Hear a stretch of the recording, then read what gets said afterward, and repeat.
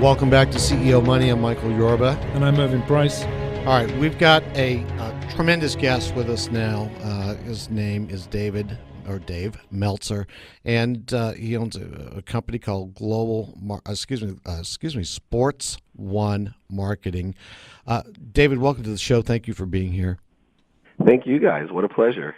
It is. You've got, before we get into your company, you've got a tremendous story about your background, your rags to riches, to rags, and then back to riches story. I want to bring that out so people get a sense of the man behind the company, the experience you bring to the industry sector you're in, and then we'll dive right into Sports One Marketing.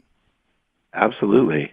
Well, I was blessed to come out of law school and work for West Publishing, and Westlaw was a huge success. So I was a millionaire within 9 months of graduating law school.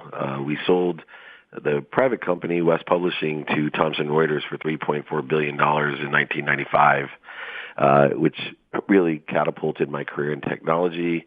I went to go work for a company called EveryPath, which was Accenture's biggest back company. It was a $169 million startup, and then became CEO of Samsung's first phone, the smartphone division called PC-E phone, and retired in my 30s. And that's where the real fun began. I surrounded myself with the wrong people and the wrong ideas, and I lost everything.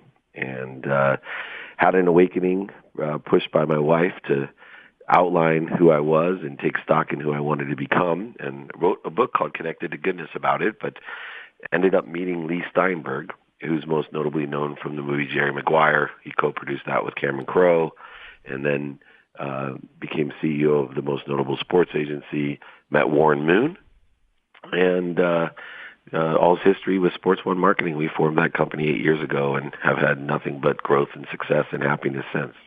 Tell us about Sports One Marketing.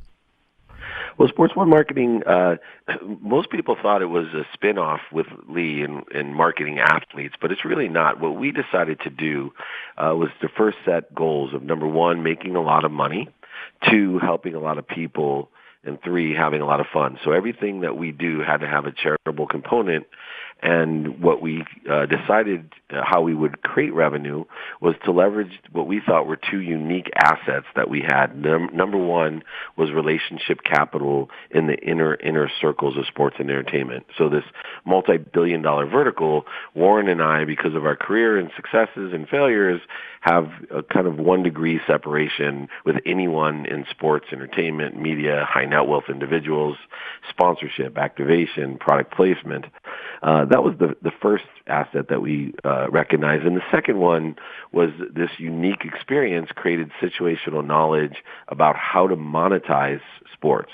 We found that there's a lot of irrational, emotional business being done in sports, but nobody really had a keen focus on where to create margins by specifically monetizing innovation in sports. And so we've done our best over the last 8 years to create our own innovations as well as introduce people to those necessary for their success as well, all, of course, with a charitable purpose.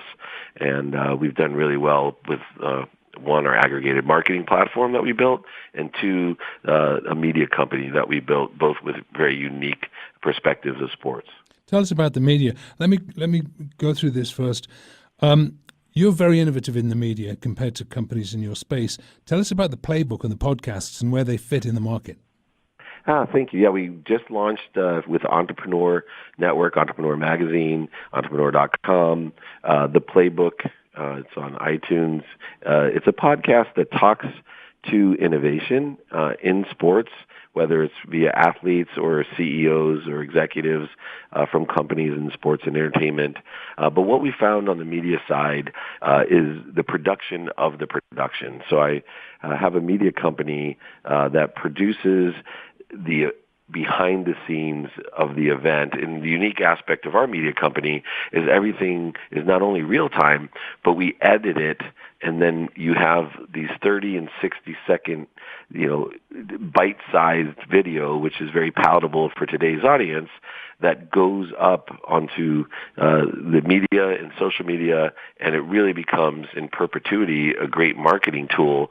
And so we're the only ones right now that are producing things the very next day that are being created in high quality production for marketing utilizing digital media. And it's just been a huge success with big companies, with speakers, authors, all types of events, that even if they're producing a video, we're I'll give you an example.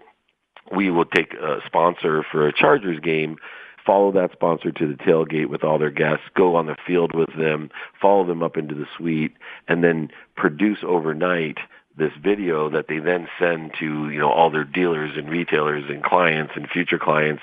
And they may take a simple hospitality night as a sponsor at a Chargers game or any sporting event, and they turn it into millions of followers and interest and advertising in a very inexpensive way by creating these 30 and 60-second spots. David. Dave Meltzer. Now, that's a name that will be familiar to many people in our audience, and there's a reason for that. You've actually written 2 bestsellers. Let's talk about those. Yeah, thank you. The first one I mentioned earlier was kind of the outline of how I saved my life and put myself on the right path. It's called Connected to Goodness. And it talks about the ability to take a thought, which is a possibility, and then think about it in a certain way. Use the power of intention to make that possibility a probability, to stay inspired or in spirit or connected to goodness. And then I created action principles, so I don't just believe you can manifest things that you desire by dreaming about them. You can't just sit on your mom's couch high dreaming about owning a Ferrari. You actually have to implement discipline and strategy and awareness in order to make your possibility and probability your perspective. And then the second book is called Compassionate Capitalism. And what I do is really put out a challenge and a historical analysis of how you can make a lot of money while still creating social change or helping a lot of people. And, we have some great entrepreneurs like Richard Branson and Elon Musk and Disney that have not only created extraordinary wealth, but have done that to make money to help others. And as we see, the Billionaires Club of those billionaires that have given over half of their income to charity to help others, I think this trend will continue about how we can be both capitalists but compassionate capitalists, not only monetarily, but for our environment and equality and all types of social change. Let's talk a little bit about Hall of Fame. I mean, because you're doing a lot of work in a lot of different areas. But we have the Pro Football Hall of Fame. I think you've got on your website. Bring that out. Yeah, Warren Moon, my business partner, is the first African American quarterback in the Hall of Fame. He's actually the only player in both the Canadian and the American Pro Football Hall of Fame. But he sits on the board of the Hall of Fame in the marketing side of the board of trustees, and they have raised a significant amount of money, taken on a title sponsor of 9 figures of Johnson Controls to develop the Pro Football Hall of Fame with new fields and stadiums and museums. It's the number 1 attraction in Ohio, the Pro Football Hall of Fame. And so we help assist market utilizing our aggregated marketing platform as well as our media company. And of course, Warren, not only the Pro Football Hall of Fame, but a lot of the Hall of Famers themselves, trying to empower them to empower others with the principles that are taught and lived by with Hall of Famers. Yeah, wonderful. I want to spend more time and talk more about what you have, but we're about out of time here. Any last thoughts before we part ways today, David? Warren and I would really like to inspire other people, with these core principles of gratitude, empathy, which is forgiveness, accountability, and effective communication. And if you want to learn more, just go to davemeltzer.com or sports1marketing.com. And I'd love for people to subscribe to The Playbook, which is our podcast. It hit the top 10. I think it hit number 5 of all podcasts with iTunes. So look it up, The Playbook, and thank you so much for the opportunity to be on. My pleasure, David. Thanks for being here. Thank you, guys. All right. David Meltzer, sports1marketing.com. That's where you can reach him. I want to thank everybody for tuning in. Mervyn, thanks for being here. My pleasure, Michael. I've really enjoyed it. Always do. You've been listening to CEO Money with Michael Yorba and Mervyn Price. We'll be back tomorrow with more great content for you.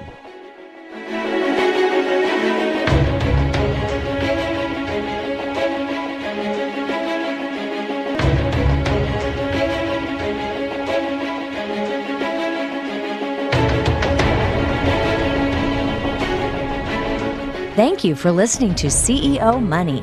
If you would like to be a guest on our show or know someone who should be on our show, please contact us at info@wfn1.com or our website, wfn1.com. If you would like to reach any of our guests, please visit us at wfn1.com. Join us on Twitter at WFN Live or our Facebook page at WFN Live. We will be back tomorrow with more great interviews and ahead-of-the-curve information you just can't get anywhere else. CEO Money is sponsored by WF News 1 Incorporated. Views and opinions heard on CEO Money are not necessarily the opinion of this station or its management. Material on this program is intended for general information only and should not be taken as specific investment, tax, or legal advice.